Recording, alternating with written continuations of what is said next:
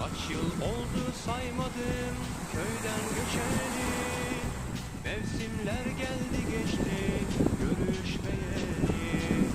Hiç haber göndermedin o günden beri. Yoksa bana küstün mü, unuttun mu beni? Dün yine seni andım, gözlerim doldu. O tatlı günlerimiz bir anı oldu. Ayrılık geldi başa, katlanmak gerek. Seni çok çok özledim, arkadaşım eşek.